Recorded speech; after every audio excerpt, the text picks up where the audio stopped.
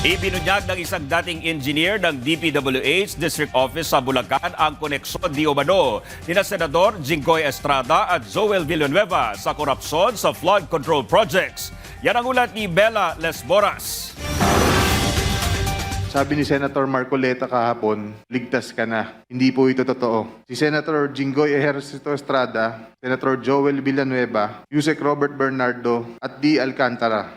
Tuwirang pinangalanan ni dating DPWH Bulacan Assistant District Engineer Bryce Hernandez sina Senador Jinggoy Estrada at Senador Joel Villanueva na sangkot umano sa korupsyon sa flood control projects sa Bulacan. Sa pagdinig ng House Infrastructure Committee, sinabi ni Hernandez na habang siya'y nakapiit sa Senado matapos makontempt na pag-isipan niyang ibunyag na ang kanyang mga nalalaman. Inilatag pa niya ang detalye ng mga proyekto ng dalawang senador. Itinuro rin niya ang dati niyang boss na si dating DPWH Bulacan District Engineer Henry Alcantara bilang siya umanong chief implementer sa mga nasabing anomalya. Si Senator Jinggoy po ay nagbaba ng 355 million ngayong 2025 sa mga ilang projects sa Bulacan. At ang sabi po ng boss ko dito ay 30% ang commitment dito. Noong 2023 naman ay naglabas ng 600 million si Senator Joel Villanueva at ang SOP nito ay 30% din. Binigay din ito nung lumabas sa GAA at i-deliver sa bahay niya sa Bukawi ni D. Alcantara at dating hepe ng aming construction si Engineer JP Mendoza.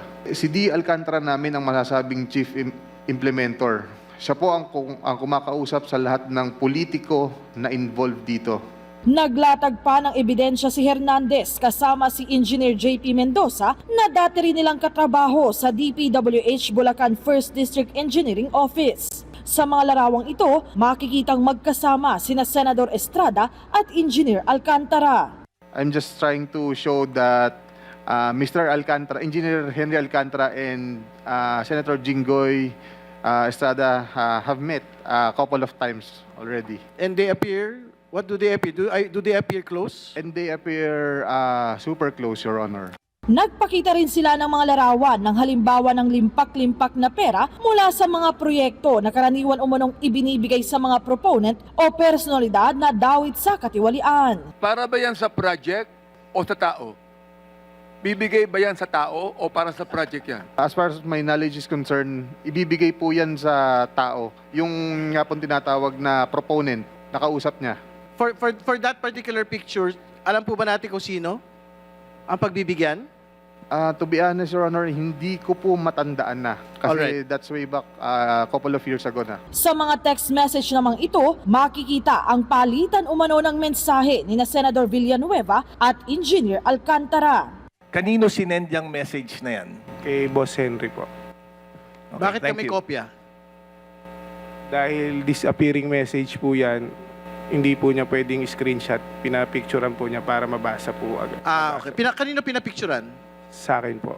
Sa gitna ng diskusyon, humiling si Engineer Mendoza ng tulong sa komite para sa kanyang seguridad dahil nakakatanggap na umano siya ng death threats. Last September 1, may nag-message na sa akin sa Viber. Ang naka-name sa Viber is Hitman. Tapos ngayon bago ako magsalita, tumatawag na naman siya. Kumbaga sana yung inaas ko sana na security is ASAP na po sana, sir. We are stating for the record that Mr. Mendoza is receiving threats to his life, and this is something that the committee is taking seriously. Before we adjourn, Sir, pwede bang masama rin yung family ko po? Yes po. We will discuss it. We will discuss it as soon as we end the meeting.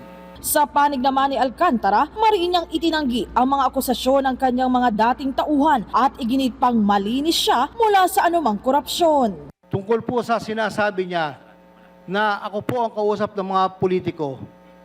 Hindi po totoo yan na ako'y nagdi-deliver sa mga politiko. Si Senator Joel 2023, wala pong project na flood control si Senator Joel ever since. At sino po ang makakaalam kung sino po ang naglalagay dyan? We are not part of the BICAM. Wala po kaming alam dyan. As my superior said, Undersecretary Cathy Cabral, kahit sila po hindi nila alam yan. Paano pa po ako? And we are not even involved during budget hearing.